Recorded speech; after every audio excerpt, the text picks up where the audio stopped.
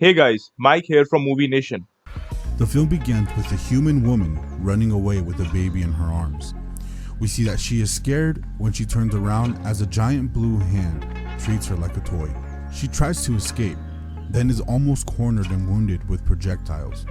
And in the end, we see that the hand drops her from a great height. So, she dies next to her baby. Those who played with her were 3 alien children, who run when they see people approaching.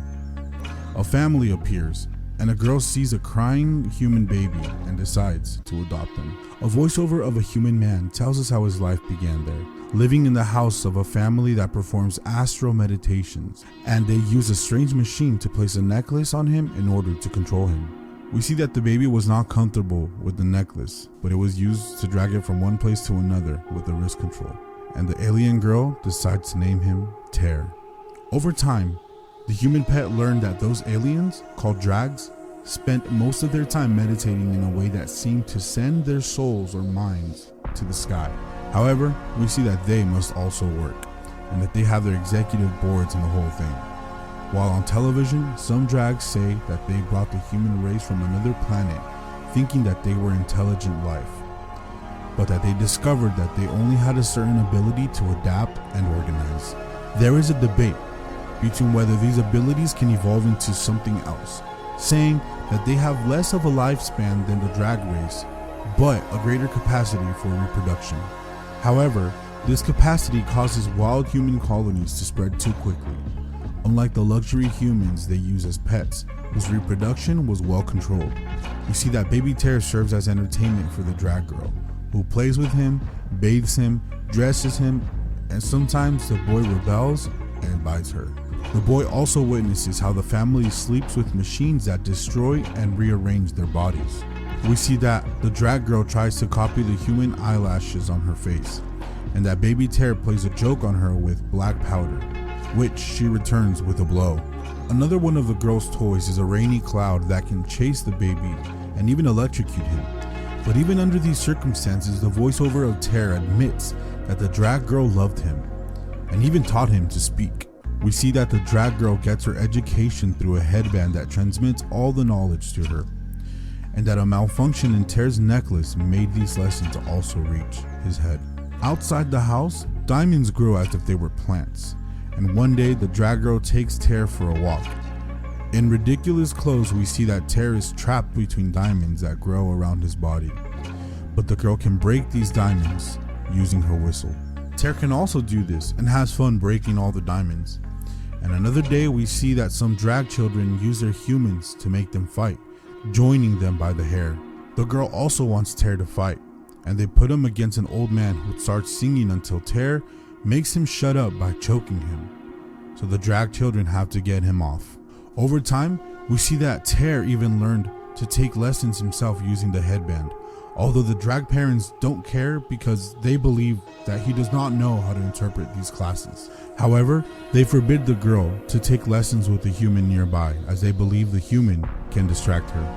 We see that the Draag girl becomes a teenager who begins to spend time meditating and played less and less with the human. And Tear, not being able to take more lessons with her, decided to run away from the house with the headband. When she realizes the absence of both possessions, the Draag girl goes to her mother, who tells her to use the remote control to bring the human back.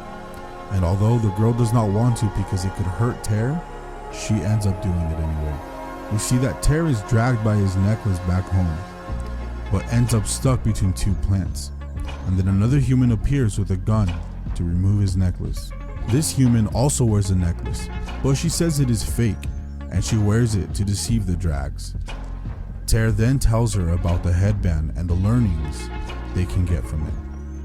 The woman takes Tear through places where there are strange creatures until she reaches a den of wild humans who laughed at him because of his luxury human dress. This den is known as the Great Tree, and Tear is brought before the leader. Tear shows him that he knows how to interpret Draag technology so he can help them avoid traps. At night, the leader feeds everyone some stones that make people shiny, and we see that this is a ritual for going into pairs, finding a hiding place, and mate. Most wild humans gather to take lessons using the headband, but some believe that such knowledge is not good for humans, So they decide to carry out a combat to decide whether they should continue the lessons or not, in which the positive response wins. A kind of silkworm generates a new outfit for Terror, and then wild humans take him on an expedition in which they steal things from Draag people. But then another brand of wild humans steal these provisions from them. Back to the Great Tree, the humans continue to learn about the culture and history of the Draags, while Terror gets a girlfriend. Suddenly, we see a creature attacking the Great Tree. With its sticky tongue, it eats several humans. However, those who manage to escape hunt the creature, causing it to fall, and they take its blood as a drink. Soon after, as they already know how to read the Draag language, they realize that aliens have put signs in the surrounding areas in which they warn that they will carry out a massacre to get rid of all the wild humans in that region. The leader of the wild humans decides to set up some lookout posts to avoid being taken by surprise. And one night, Terror is attacked by another wild group who kidnap him to ask him what he was doing in those territories. Terror explains that the Draags are going to kill everyone in the surrounding areas the next day, and therefore they must escape. But the leader of this savage group does not believe him, because they think that Terror's group wants to steal their territory. The next morning, we see that Draags start the massacre, using pills that generate deadly smoke for humans, while using other humans with masks to find them. Terror and others manage to escape, but many humans are hit by the pills and gas. When Terror returns to the Great Tree, he finds that most of his friends are dead, although he sees his girlfriend was still alive, so they run away taking the headband with them. We see that outside the perimeter of the massacre, both groups of wild humans have united to survive. And then some Draags appear saying that there is a horrible smell of human, and they start crushing people with their feet. However, the humans counterattack with their weapons, killing one of the Draags in exchange for dozens of human lives.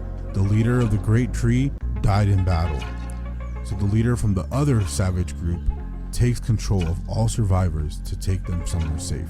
As they head there, the Draag leaders discuss the death that the humans caused, accepting that they have become bolder and are getting out of control.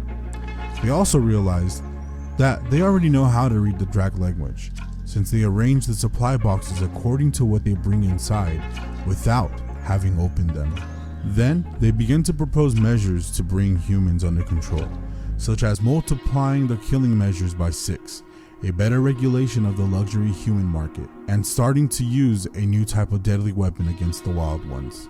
Meanwhile, in another place, we see that a creature is born and another licks it, as if it was its mother, but then it eats it. Then we see that the group of survivors settled in an abandoned rocket factory in which they created a colony, although they plan to dominate the entire planet. Many colonies of wild humans joined them, and that with all the knowledge they had obtained from the headband, they managed to minimize the Draag tools so they can use them. Thanks to this, they managed to build 2 rockets, while discovering the Draags plan a big wild human massacre.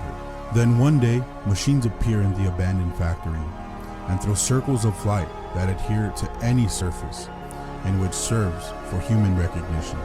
Meanwhile, the leader of the humans dies, saying that they must leave in the rockets to another world in which they called Fantastic Planet. And shortly after, we see that new machines to kill humans appear, ending with dozens of these per second. The 2 rockets are launched, while hundreds of humans are left to die in the factory in horrible ways. And when the rockets reach the Fantastic Planet, we see that humans find giant headless sculptures there. They realize that when the Draags meditate, their souls are not only sent to the sky, but that they reach these headless bodies to meet creatures from other planets, with whom they perform their own ritual of reproduction in exchange for nutrients that is vital for their race to survive. Knowing this, humans begin to destroy the giant sculptures, causing panic in the minds and bodies of the Draags. Then, the Draags decide to make peace with the humans, and we see that many years later, a Draag child takes a lesson in which it is explained that after this agreement between races, the Draags created a second and artificial planet that humans called Earth and filled it with cities. The end.